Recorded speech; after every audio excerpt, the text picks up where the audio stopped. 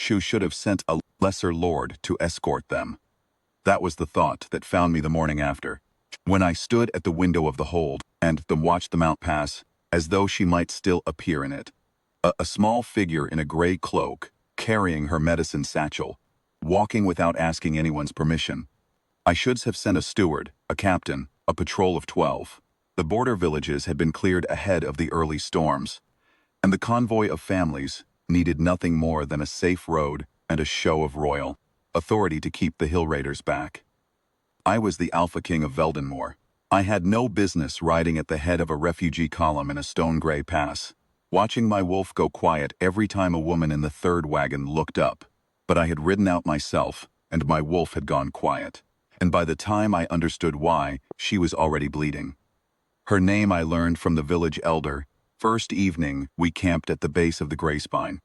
He mentioned her the way people mentioned the weather, casually, as a thing everyone already knew, the healer.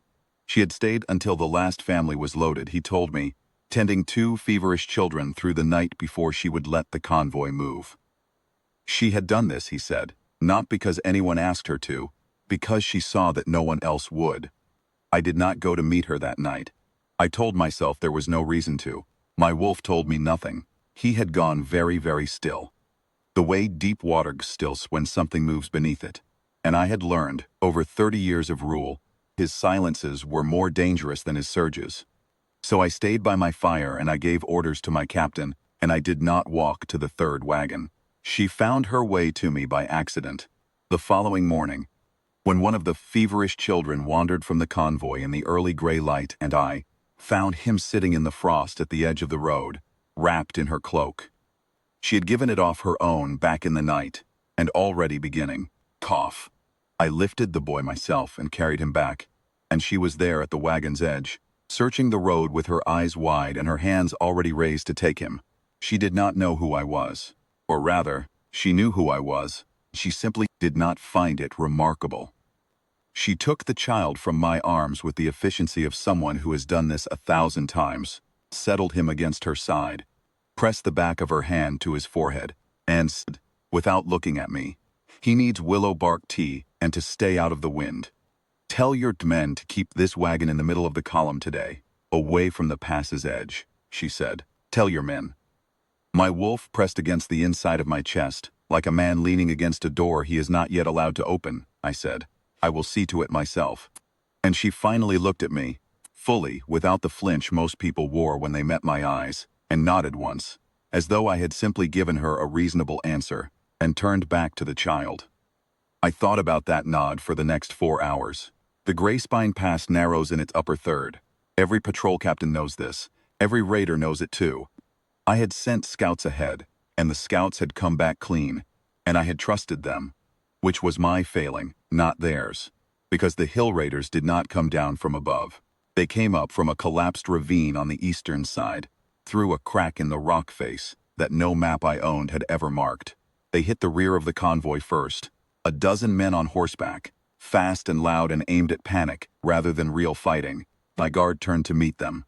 The arrow was not for me, my ward Brennan, my brother's son, 11 years old, riding at the column's flank because he had begged to come, and I had been too fond of him to refuse. Had his horse spooked by the first clash of metal and was thrown. He hit the road hard, rolled, came up on one knee, and was still dazed when a raider who had broken from the main group came through the gap in the outer guard line and loosed at close range. 40 feet away, my wolf screamed, and I was already moving. But 40 feet is 40 feet, and the arrow was already in the air. She was closer. She had climbed from the wagon when the rear of the convoy was struck, not to run, but to pull children back from the wagon's side, and she had seen Brennan fall, and she was moving before I understood what I was seeing. She did not hesitate. There was no moment of calculation in it. She simply stepped in front of my ward, turned her left side toward the arrow, and took it. The sound she made was not a scream.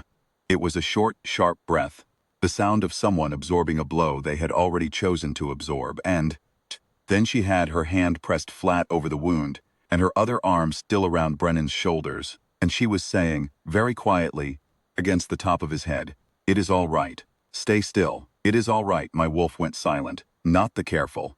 Watchful silence of the past 2 days. A different silence. The kind that falls after a tremendous noise, when the world has been rearranged and has not yet finished settling. He did not surge.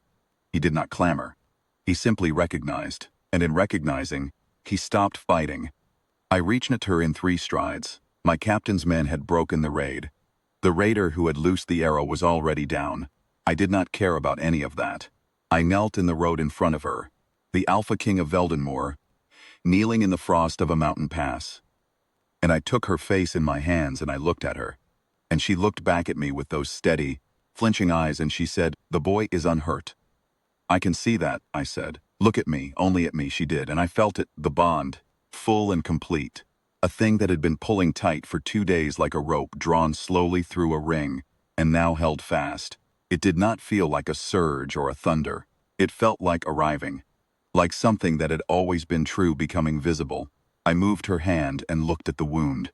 The arrow had caught the outer edge of her upper arm, deep enough to bleed badly, not deep enough to be her end. But she had lost color in her face, and her breathing was shallow, and every healer I had ever known made the worst patient of themselves when the wound was their own. I sent everyone else back. I brought her into the hold's first shelter, and I dressed the wound myself with her own medicines from her own satchel, because she directed me through it with the steady precision of a woman who trusts that the work matters more than who is doing it. Halfway through, she said very quietly, "You don't have to." "I know," I said. She was still. "Then, why are you doing this yourself?" I tied off the last bandage and looked at her for a long moment. My wolf lay quiet and certain inside me, and the bond was a held warmth in my chest. And I thought of every year I had governed this kingdom alone. Every night I had stood at a window and felt the absence of something I could not name. "Because you bled for my family," I said.